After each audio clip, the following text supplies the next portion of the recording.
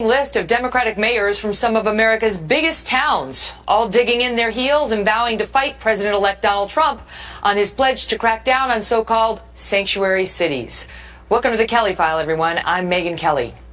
The issue of immigration took center stage almost immediately after the election, with the president-elect renewing his promise to deport those illegal immigrants convicted of serious crimes, to clean up American streets, and to remind people on his website, quote, "On the first day of my term of office, my administration will cancel all federal funding to sanctuary cities." Tonight, the number of those cities vowing to defy President-elect Trump has now grown to more than a dozen, including our nation's capital. Our next guest counts himself among the resistance and says his opposition to Mr. Trump has to do with much more than just his stance on immigration. With us tonight, Javier Gonzalez, Democratic mayor of Santa Fe, California, along with former Trump campaign spokesperson Katrina Pierson. But we begin with the mayor. Mr. Mayor, great of you to be here. Thank you very much. Good to be here, and it's Santa Fe, New Mexico, but that's all right. We understand it. It's been that kind of a day. Right. So explain to us, if Donald Trump decides to defund the city, which you get about 2% of your federal funds from the federal government, how are you going to defy that? I mean, you need that money, right? Well, first, it's a long way before that actually happens. And I think the important conversation that needs to happen in America today is how do we go forward, and how do we create some type of unified effort to address a broken immigration system at the federal level. It's wrong to penalize cities that have been welcoming and creating opportunities for all citizens, regardless of where they come from. Yeah, but you know the beef. It's also creating opportunities, they say, for illegal immigrants who should not be here, and in many cases, in far too many cases, commit violent crimes. Well, first, let's talk about that, because even in Santa Fe, we prioritize going after people that are in our community to commit violent crimes, regardless of their status. The number one priority of law enforcement in every local community is to keep their community safe. You go after the people who want to do harm, whether they're documented or not documented, we're going to go after them. But the argument is that it's a magnet for would-be criminals, because they think they have a better shot in a city like Santa Fe than they do in a city that's going to crack down on the presence of undocumented immigrants. It's an argument in false realities. Study after study have shown that sanctuary cities do not lead to an increase in crime because of the presence of people that are undocumented.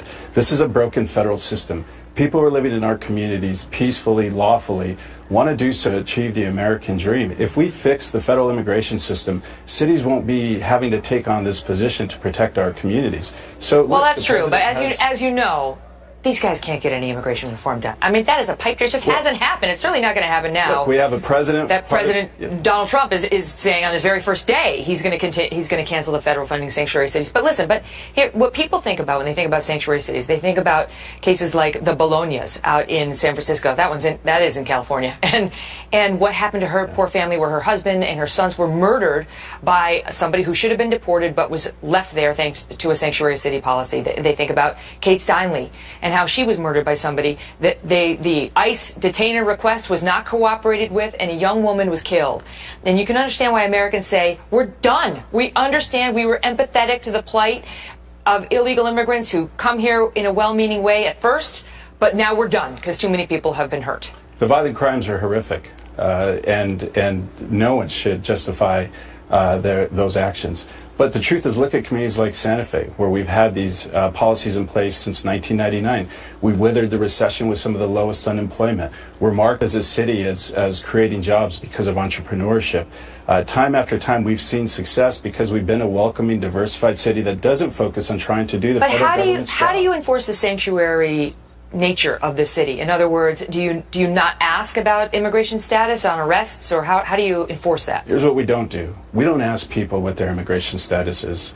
We focus on trying to protect our community. Okay, but let me ask you that. So let's walk through that. Sure. So then if a police officer pulls over someone who's in the country illegally, and let's say he's got somebody who is an illegal immigrant, who has committed other crimes, and he doesn't ask, then he's lost a tool that he could use against this prior convict of deportation. Again, that's not the process that happens. If a police officer pulls someone over for a minor traffic offense, they'll do what they do with everyone else. They'll run a crime background check on him. If that person is tagged, then 100% they'll contact ICE and they'll begin the process of but if they're prosecuting the tagged, individual. if they're not tagged because he's only ever been arrested in Santa Fe and you guys never ask about immigration status, then you perhaps lose a tool to go after him. What if he wins the case against him, a criminal case, but you could still get rid of him? Let's say this guy, he's got 5 arrests for felonies, but he's got a great lawyer, keeps getting off. Yeah. But you never identify him as an illegal immigrant, so he keeps skipping on and staying in Santa Fe. Well, once again, we have to look at the realities of what's happened. Since we have been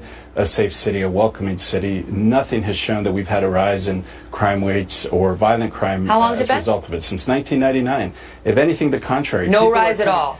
No rise. People are coming out of the shadows. They're participating in our community. They're sharing information with law enforcement because these families want to make sure that they're living in a safe environment. Okay. So we can't go to the most negative side of things that are kind of conjured up during a campaign. Look, it's time to govern. We're not in the political campaign anymore. We have a Republican incoming president, a Republican Congress. They've talked over and over about fixing our immigration system. They need to do that first so that we can begin to move forward as a country. Well, that would address a lot of this. What's going on in the cities. They haven't shown any ability. Wait, so I want to bring in Katrina Pierson, who's the former Trump campaign national spokesperson, along with Eric Guster, an attorney and political commentator. Mr. Mayor, if you wouldn't mind standing by for this debate, because I want to get your thoughts on it. But Katrina, his point is that since they became a sanctuary city, they haven't seen any uptick in violent crime. And so for them, this is not a problem. Well, it's still against the law. I mean, Center for Immigration Studies showed that in 2014, over an 8-month period, 8,000 criminally convicted illegal immigrants were released into the population. And this is the one area that federal government does have jurisdiction. It is the responsibility to protect the citizens of this country, and no one should be violating federal law. If that had been anybody else, they'd be in a lot of trouble. Eric? This is the new civil rights struggle, and these people need to be protected from Trump and possibly his irrational types of leadership, because these people are living their lives, they're participating in the process, and are being great citizens, well, great members of our community, and we need to fix the immigration problem because that will give them. Some aren't. That's the problem. Yes, but many are, and that's what we need to do. We can cherry pick. Hold on. Let Eric finish, and I'll give it to you, Cap. We need to concentrate on those people who are doing great things. Now, if they're committing violent crimes, they're deported. But what Katrina is quoting on those statistics, you're talking about traffic tickets, speeding violations, those types of things that are not truly bad crimes. So Katrina, that's what those statistics are reading. What people, Mr. Mayor, say, hold on, I'm going to give you the floor. I'm going to give you the floor. But what people like, the mayor here would say is, when you have sanctuary city, it encourages reporting of crimes among people who are undocumented, who otherwise wouldn't report because they're afraid they're going to get, deported. Except that it doesn't. I mean, the whole point here is the entire rule of law is being ignored. We have laws in this country, and just because you haven't done anything yet doesn't mean you get to just take a pass on that. An American citizen, there is no catch and release system for American citizens. And to your point, this is a problem because criminals have been released back into this country, as reported on Fox News. That has been shown that this administration has released thousands of even violent criminals back into our population. So just stand by, because the problem. What about Jamil Shaw, his child, Kate Steinle, Josh Wilkerson? The list goes on. Okay, stand by. Mr. Mayor, speak to that, the fact that this is illegal, that this is just, it's not. They've broken the law, and so how can you violate the law and just say, we're going to flout it and you can stay here? This is a broken federal immigration system that if the Congress had the courage to fix, this wouldn't even be an issue. So you're accepting reality is your point? The truth is, I'm accepting a pragmatic approach, is that we want people in our community to live lawfully, to be full productive citizens of our community. Mm-hmm. And the evidence and all the data shows that there hasn't been a spike in crime rates, that people have come out of the shadows. Well, you speak of Santa Fe. We don't know whether that's true in these other sanctuary cities. Eric, let me bring you back in because, the will among this particular Congress, controlled now by the Republicans, and this particular president-elect, Republican, is not going to be on the side of cities like Santa Fe. And so you tell me whether you think they're really prepared to deprive these cities of their federal funding. They're not prepared to do that. That would be a disaster for people who supported them as well as others. Now, what these cities have to do is make sure that they stand together against this type of abuse. Because this is a civil rights violation. When you're talking about people being deported who have not broken the law, who are great members of our community, and really contributing to the American dream. Go ahead, Kat. It's a shame that they want to do that. I'll give you the final word, Kat. Well, look, I think they absolutely have the will to do that, considering how liberalism suffered an astonishing defeat last Tuesday. The people are tired of this. They are tired of people coming to this country, draining resources and everything else that comes along with it. And we have to fight for those kids, like Jasmine Gonzalez, a 10-year-old right here in Texas, who was raped, stabbed in the chest, and thrown in a ditch to die by someone who was in this country illegally. We have to protect our own citizens. If we can't do that, then we are here for nothing. All right. Thank you all so much. We appreciate it. Thank you. Also tonight, a new free speech showdown on a major college campus. See what happened when campus police showed up in force to block Ben Shapiro from speaking at DePaul University. Plus, the Clinton campaign first blamed James Comey and then the Electoral College for Hillary Clinton's loss at the polls. But their newest excuse beats those by a mile. Mark Thiessen and Matt Bennett are next on that. And then it turns out the Trump campaign had a secret weapon in helping them find and turn out the voters that made the difference for him. And up next, you will meet him in a Kelly File exclusive, the man who helped engineer one of the biggest political upsets in history. Don't miss this. It really is remarkable what they've done, and I think the most interesting guy in the whole story is this guy Brad Parscale, who we profile, who essentially is one of the most powerful people in the Trump organization.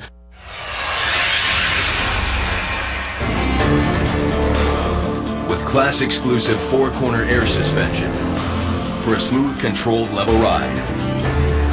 And the class-exclusive Rambox cargo management system, only Ram, America's longest-lasting pickups, have the power to light up every holiday. And now get great deals at the Ram Black Friday event. Get 0% APR for 72 months or an average $11,000 in total values on select Ram 1500 Bighorn Crew Cab models in dealer stock. No family should have to hear the words, "Your child has cancer." I have leukemia. If your counts are low, then you have to wear a mask and stuff. I have synovial sarcoma. When you have cancer, you have to fight 100%. You can join the battle to save lives by supporting St. Jude Children's Research Hospital. And American Enterprise Institute scholar, and Matt Bennett is co-founder of Third Way and a former deputy assistant to President Clinton. Great to see you both. So good to see you, Megyn. It's because of women's internalized misogyny that Hillary Clinton. I mean, that's you could go that way with it, Matt. What do you think? You're a Democrat. Yeah, you could. Look, I've been around some close losses in my time. I was there when Al Gore lost, and people were blaming that on him wearing too much makeup in his debate and sighing too much. And well, that was annoying. It was. But look, Megyn, people search for answers when they lose close elections, particularly ones that they expected to win as of like 9 o'clock on election night. And so I think there's a lot of folks in the Clinton campaign that are casting around for answers. That's not one I would have come up with, but you're going to see a lot of those kinds of explanations. Look, I mean, Mark, there's no question that there was some sexism involved in this race, and that was to be expected given that we had the first female nominee from a major party.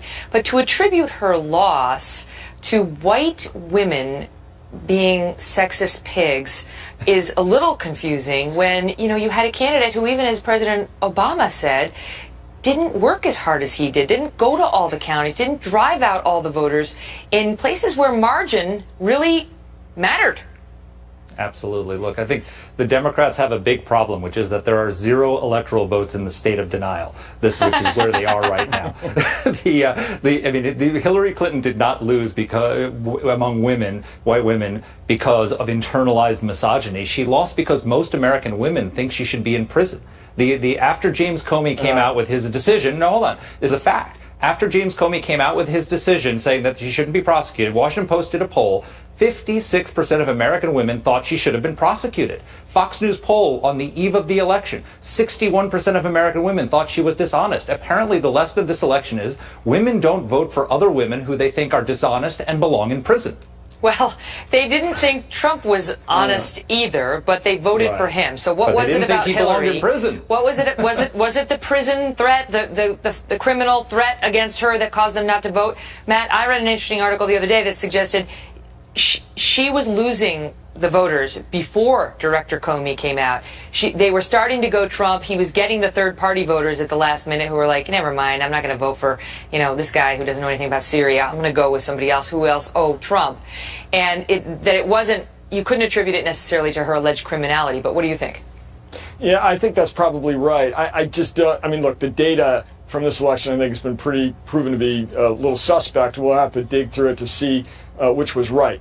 I do think that, for the most part, these women were breaking at the last minute or were breaking sooner than that based on economic concerns. This was a howl of anger and anxiety, and they decided they wanted somebody new and not. And all she talked about was how bad he was. She didn't push her own message of why she could and would help them. That's really important. All right, guys, good to see you. I got to run because I have somebody very interesting. Thanks, Megyn. You're interesting too, but I want to bring you to this guy. An insider's take now on how Mr. Trump actually won. The man behind the digital operation, now credited with helping find and turn out the voters who made the difference. Here now in a Kelly File exclusive, Brad Parscale, the former digital director of the Trump campaign and president of Giles Parscale. Did I say that right? Yes, perfectly. Great to see you, Brad. This is fascinating. Thank you. You are the one person who actually knows the answer to this question. Yeah, the data. How did Trump win? Well, I think first you have to say it started with leadership, though. And that was with Jared Kushner. And also Trump's genius coming down to allow us to put a data operation in place. Jared Kushner is married to Ivanka Jared Trump. Kushner, that's Ivanka Trump husband. Jared was instrumental in being kind of an overlay of kind of bringing Trump's genius down to all the different parts of leadership. Steve Bannon was there as kind of that strategy person. But the data operation right from the middle, and I think for the first time in history, the data operation ran everything from TV buying to where we were on the ground to all the different operations. And so in having that data right there, we could start to see where persuadable targets are, GeoTV, everything we needed to know to win the 270. How? When you first saw, we're in play in Michigan, what showed you that? Well, so I think there's a good example from both Pennsylvania and Michigan. We played in some other spots also as I started to see data and started to track it. We were making thousands of live calls, web tracking, different surveys, and pulling data that was driving in and building what's called models and universes. And what we could start to see is we're in play in Pennsylvania, we're playing in Michigan, let's buy in these areas, let's buy in these DMAs, let's buy these voter targets. We started to see that move our direction. And by the Friday before the election, I had predicted that we were going to win 305 electoral votes. Come on. Yep. The ABEV results coming in, which is absentee ballots and early voting, was showing the data that where we were hitting targets and where we wanted to see the voters turn out were showing up for us. Was the reaction by others like, say what? Yeah, I think that there was a thing to stay around Brad's office. He seems really happy and giddy. You feel good when you leave Brad's office for some reason. Yes. So the idea is the data doesn't lie. And that's the beauty about data. And I had some great data scientists. We had teams of them putting that data in a way that could be consumed so we can understand where we need to target people. But here's the interesting thing about Brad. He's not some political operative. You're from country Kansas, as you put it. Born outside Topeka, Kansas. So what gave you the skills to, get a man elected president? Well, I think some of that's just blessing in that, I came out of college in the late 90s. That was a great time to exit school and get a job in the dot-com world and get educated. I had a finance and business degree, but at that point, there was no one with degrees in internet marketing. And I was blessed to spend that. And I've spent 15 years building a company that I started with just $500. And Jared and Ivanka first hired you, right, back in 2010 to help with the Trump organization. Ivanka and Eric Trump hired me for the real estate website. Okay. And once I got the real estate website, then I started to work my way through the Trump. So how closely connected with the family have you been? I think at this point I have a very good relationship with them. I mean, they value hard work, they value loyalty, they value success. Results, right? And results, and that's what I wanted to bring. So where were you on election night? I was in Trump Tower, then eventually up in the apartment. In front of your computer? I was in front of my computer.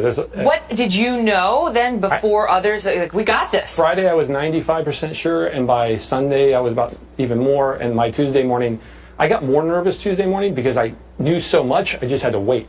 Did you know about Wisconsin?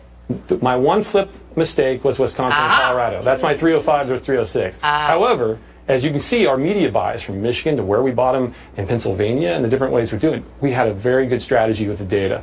Well, why do you think, do you know why she lost and he won? I mean, other than strategy, do you know what it was that turned it, or? Well, I think that, and that's a good Bannon for a strategy question as well, but I think change. I mean, but was there an event like the Comey announcement, or what's funny about changed the numbers? What's funny about that announcement was, in the polling numbers, I was actually flying with Mr. Trump this night. I showed him polling numbers before that announcement to show him we were already coming. Those undecideds were moving our way. Mm-hmm. People in this country were ready for change. They were ready for something new. They were already moving that way. Mm-hmm. And I think those events continue to have an ebb and flow. What about after the Access Hollywood tape? Did they move the other way? Was that a crisis? I think here's the thing is, I think all campaigns have ebb and flows along the way, right? Ups and downs. I mean, but the progress that reassess your data, remove and build new universes that now we have new targets. So you move, you're in the bag, you move the people in and out. This is incredible. So now what are they going to do with you, right? Because is it true that you worked for Ted Cruz for a little while? No, I did not work for Ted Cruz. So now what? This was my first ever campaign. What does President-elect Trump do with you? Well, I think that's a President-elect Trump question. Do you want to work for the administration? No, I never was a politico. That wasn't my goal. My goal is to be a megaphone for people, for businesses, for candidates, for who that is. Oh, but you're a Republican. You want to work for the Republican. They're writing your name down in every Republican county in America right now. And I think that science that was missed in the previous campaigns was to take the digital and mix TV, ground game, door knocking, all those pieces, even budget. So Jared and I oversaw where the budget choices were based off of data. You shouldn't give all of this away. You should hold some of this inside so you can make more money doing it for others. Well, let's just say, just saying it isn't as easy as doing it. So sometimes you have to say it so people will know that you can do it. Fascinating. Brad, thank you so much for congratulations on your book. Thank you very much. I had to throw that in. And congratulations on your win. Thank you very much. Oh, wow. Amazingly done. Thank you. Right? So up next, a new free speech showdown on a major college campus. See what happened when campus police showed up in force to block Ben Shapiro from speaking at DePaul University. Before we talk to Ben about how he got around the attempts to silence his message, this is a good story. I'm also wondering exactly why it's so necessary to keep me personally out. We're just following protocol. Well, why is your protocol to keep me specifically out? What country protocol? Soviet Union or United States? With Megyn Kelly.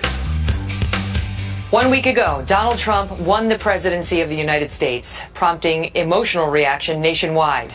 In anticipation of possible tension on campus, University of Virginia President Teresa Sullivan sent a message to faculty and students urging unity.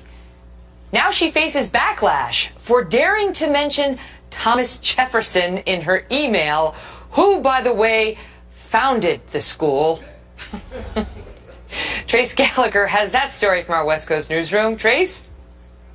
Megyn, in her post-election email, the president of the University of Virginia argued that students have the responsibility of creating the future they want for themselves. And in the wake of the contentious election, President Sullivan says she was trying to unite students by citing UVA founder Thomas Jefferson, who wrote, quoting, "University of Virginia students are exactly the persons who are to succeed to the government of our country and to rule its future enmities, its friendships, and fortunes." But that quote drew a sharp response from professors and students, 469 of whom signed a letter to the president asking her to refrain from quoting Jefferson in light of the fact that he was a slave owner. The letter read in part, quoting, "Although some members of this community may have come to this university because of Thomas Jefferson's legacy, others of us came here in spite of it. For many of us, the inclusion of Jefferson quotes undermines the messages of unity, equality, civility, and inclusivity that you are attempting to convey." The professor who wrote the letter said it was meant to start a conversation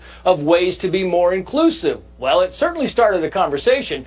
After comments from around the country came in, as well as a quick response from President Sullivan herself, who said that quoting Jefferson didn't mean she agreed with all of his actions.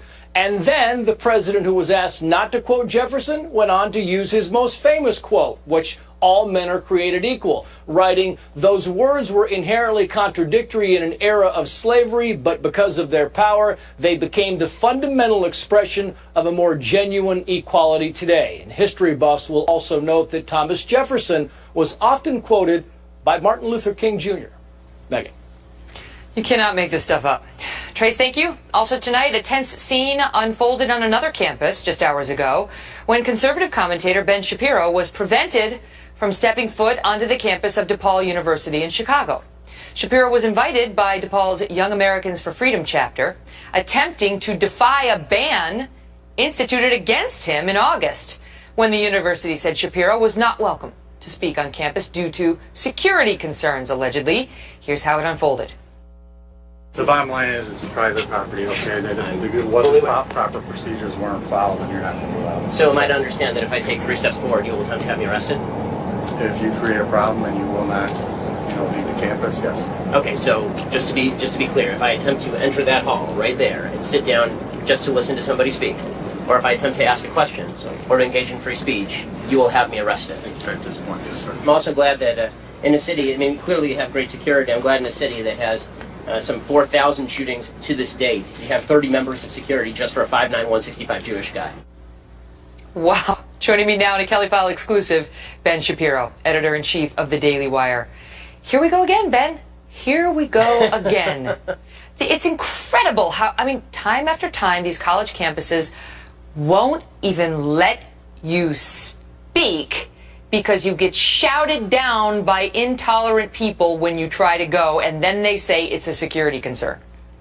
Yeah, it really is amazing. This one was actually particularly amazing because there wasn't a protester anywhere in sight. So you had 30 security people but they could sheriff picture from Cook one County. in their heads. Right, exactly. So they'd actually internalized the rioters so well that now they could actually reflect them back out to the world. They're tolerant of anything except somebody actually giving a speech on the topic of free speech. That is the actual topic of speech that I was say that again. Say that again.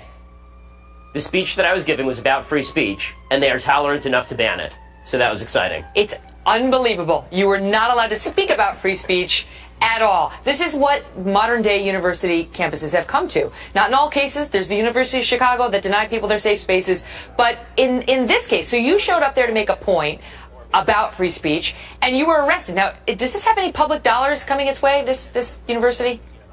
I don't know. It's a private university, which is why I didn't actually just attempt to walk right past security. If it's a public university, then I would have done so under my First Amendment rights. It's a private university. So once they'd made clear that I would be arrested if I took 2 steps forward, then what I did instead is Christina Hoff Sommers, who joined me at this lecture, she actually Skyped me into the lecture hall, and then we told everybody in the lecture hall to get up and walk out, and we all walked over to a theater that was about 3 blocks away and did the event anyway. What do the kids who, if there are kids who are protesting, young adults, your presence, say? Do you know? Well, I mean, I think that they're just offended by anybody who has a differing point of view. I mean, I'm speaking tomorrow at University of Wisconsin at Madison, and one of the key reasons that they're protesting me, apparently the big protests are planned, is because I'm pro-Trump, which is weird since I wasn't. So they're just making things up. Yeah, exactly. Right, exactly. And then they will let controversial figures from the left come and speak. It's just not somebody who's got strong views from the right. We've seen it so many times. Ben, good for you for trying. Thanks for being here. Thanks a lot. Remember that old First Amendment chestnut? The answer to speech you do not like is not less speech, it's more speech. It's like an important principle. Still ahead, acts of violence caught on camera following the presidential election. The Kelly File takes a closer look at what's going on. Plus, Hillary Clinton reportedly still under investigation by Congress. Still. So where do we stand now on a possible prosecution? Is that happening? Governor Mike Huckabee and Richard Socarides are next. It wasn't political targeting at the beginning, so because there's been a political election, why should I just drop it?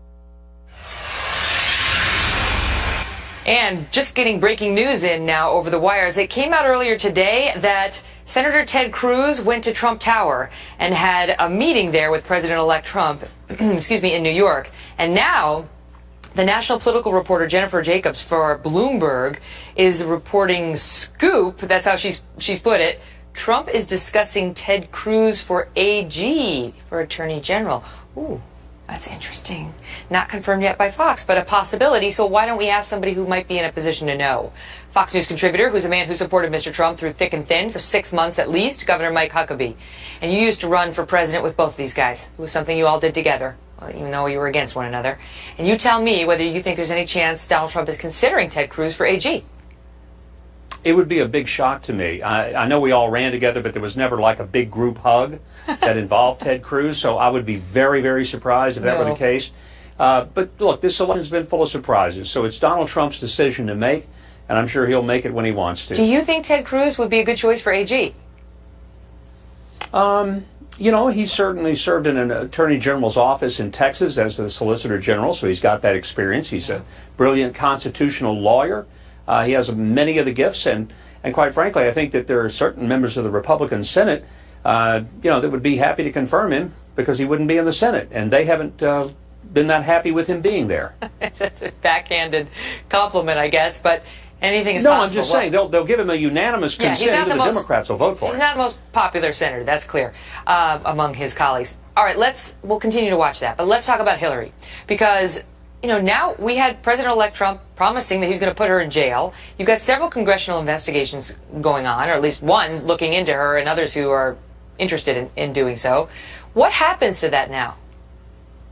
Well, I think for Hillary's sake, there needs to be an investigation, because if she's as innocent as she says, she needs to be exonerated. The only way that happens is with a full investigation. But there has been so many things about what she did. Even this recent revelation about her maid had access to the server, typed out things on her computer. Look, the smell of this is so bad, it takes a hazmat team to just walk into the evidence. But if she's innocent, let's prove it. If, however, that she has done some things that violated national security, she lied to Congress. But Comey already said no. He already said no. Didn't we already go through this? No, we really didn't. What he said was she didn't have any intent, but intent isn't part of the law. But am I suggesting that I would like to see her incarcerated? Absolutely not. I don't think anything would be served. But I do think that would blow a little of the goodwill? That would blow some of the goodwill that Trump goes into office with? He's trying to pull more people into the tent. The Republicans might love it, but those independents and Democrats wouldn't. This isn't a political witch hunt, Megyn. Either there's a rule of law or not. And if Hillary Clinton doesn't have to play by the rules that the rest of us have to play by, that General Cartwright played, and that 20-year-old kid who took an iPhone photo of a sub, if those people are going to prison, then we've got an issue. That's what we've got to find out. Great to see you, Gov. Good to see you. Joining us now with more, Democratic strategist and Clinton confidant Richard Socarides. He was also a senior White House advisor under President Bill Clinton. Richard, you see his point. Megyn, I want to say first, congratulations on the book. I'm excited to read it. Thank you very much. Settle for more. Settle for more. I want to settle for more. I want to be on the show more. There's the attitude. That's what I'm talking about. Be better. Do better. Excellent. Settle for more. I'm trying. I'm going to try. All right, let's in this interview. Should she be prosecuted? What political capital must the Republicans expend if they choose to go that way? Well, listen, I think the most important point here is that she's been cleared not once but twice by the FBI director, a Republican FBI director. So if you want to, if people want to prosecute her, I don't know what they want to prosecute her for.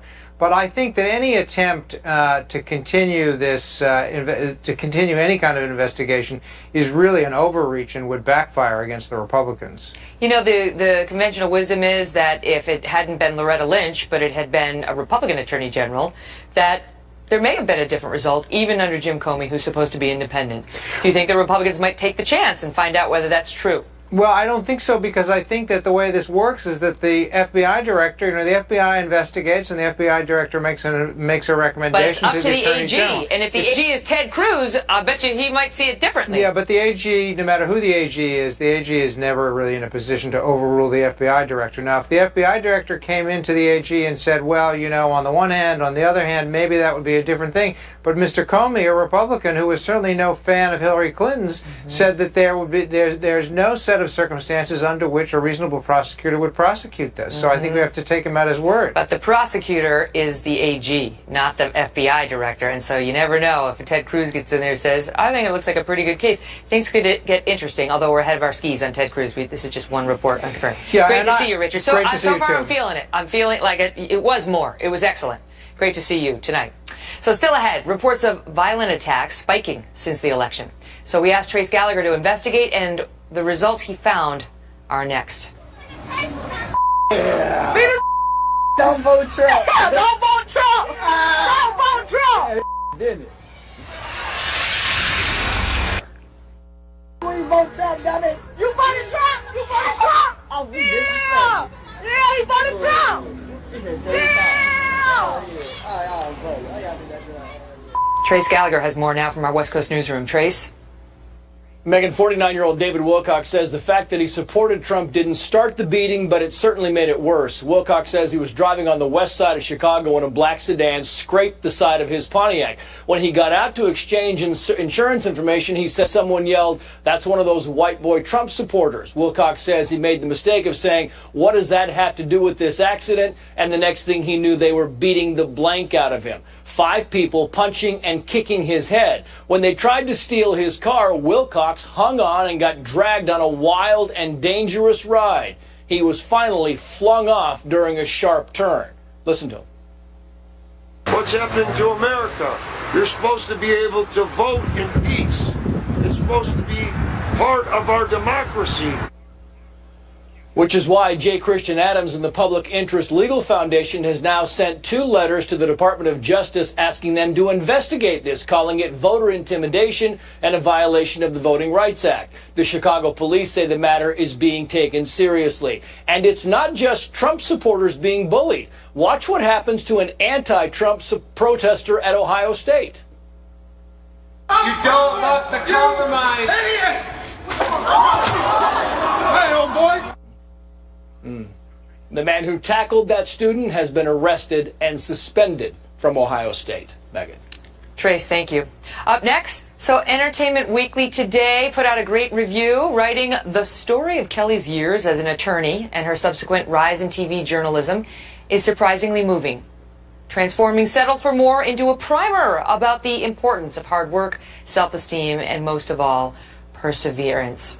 And that is exactly why I wrote this book, to show people of all ages that hard work and grit can get you where you need to go.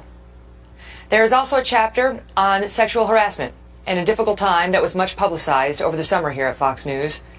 I thought it was an important story to include, and I'm proud to say that our bosses here at Fox, Rupert and Lachlan Murdoch, felt the same.